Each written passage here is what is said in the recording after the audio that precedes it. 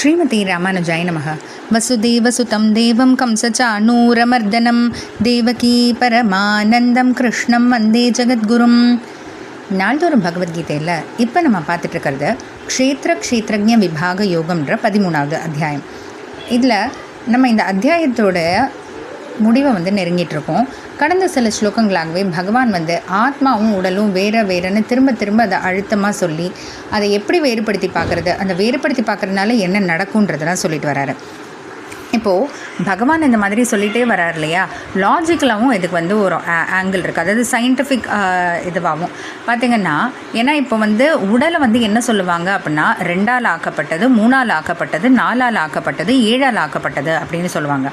அப்படின்னா இப்போ 2 பேர் சேர்றதுனால தான் இந்த ஒரு உடலே உருவாகுது இல்லையா, ஒரு ஆணும் பெண்ணும் சேர்றதுனால, அதனால் 2ஆல் ஆக்கப்பட்டதுன்னு. 3ஆல் ஆக்கப்பட்டது அப்படின்றது இந்த உடம்பில் எப்போதுமே பார்த்திங்கன்னா வாதம், கபம், பித்தம்னு இந்த 3 இருந்துகிட்டே இருக்கும். ஒரு வயசு வரும்போது ஒவ்வொன்றும் ஏறி இறங்குமே தவிர, ஆனால் இந்த 3 எப்போதுமே இந்த உடம்புல இருக்குது.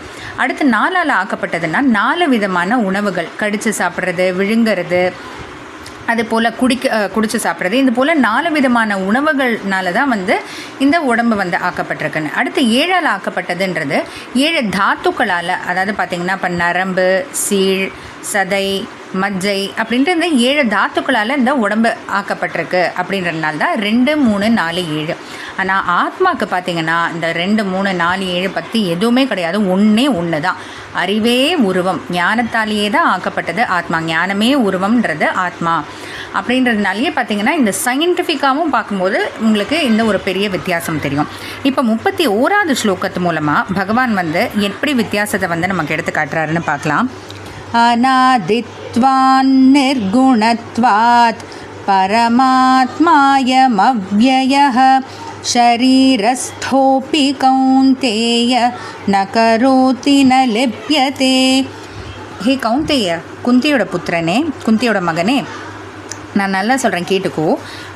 அயம் பரமாத்மா, இந்த உடலை காட்டிலும் இந்த இடத்துல பரமாத்மான்னு போது திரும்ப நம்ம நினைவு வச்சுக்க முடியாது. இந்த உடம்பை காட்டிலும் உயர்ந்ததாக இருக்கக்கூடிய அந்த ஜீவாத்மா ஷரீரஸ்தா அப்படி இந்த உடலுக்குள்ளே இருந்தாலும் கூட அநாதித்வா, தொடக்கமே இல்லாமல் இருக்குது. அதனால் எப்போ உனக்கு தொடக்கமே இல்லையோ அப்போ அதுக்கு முடிவும் இருக்காது இல்லையா. அப்போ அது என்னன்னு நம்ம சொல்லலாம், அவ்யய, அழிவே அற்றது, தொடக்கமும் இல்லை முடிவும் இல்லைங்கும் போது அது அழிவற்றதாக ஆகுது. நிர்குணத்வாத்னா இந்த முக்குணங்கள் இருக்கு இல்லையா, 3 குணங்கள், சத்வம், ரஜஸ், தமஸ்னு, இந்த 3 குணங்களையும் இந்த ஆத்மாவை தாக்காது. அதாவது இந்த 3 குணங்களுமே ஆத்மாவுக்கு கிடையாது. ந கரோதிஹி, அப்போது இந்த 3 குணங்களுடைய அந்த பாதிப்பு இல்லாததுனால எந்த செயல்பாட்டிலையும் ஈடுபடுறதில்லை இந்த ஆத்மா. அப்போ இதுலேருந்து பகவான் என்ன சொல்ல வர்றாருன்னா, செயல்படுறது உடல் மட்டும்தான், ஆத்மா எந்த செயல்பாட்லேயும் ஈடுபடுறதே இல்லை. அது மட்டும் இல்லை, ந லிப்யத்தைன்னா இந்த உடலினுடைய தன்மைகள் எதுனாலையும் தாக்கப்படுறதில்லை இந்த ஆத்மா.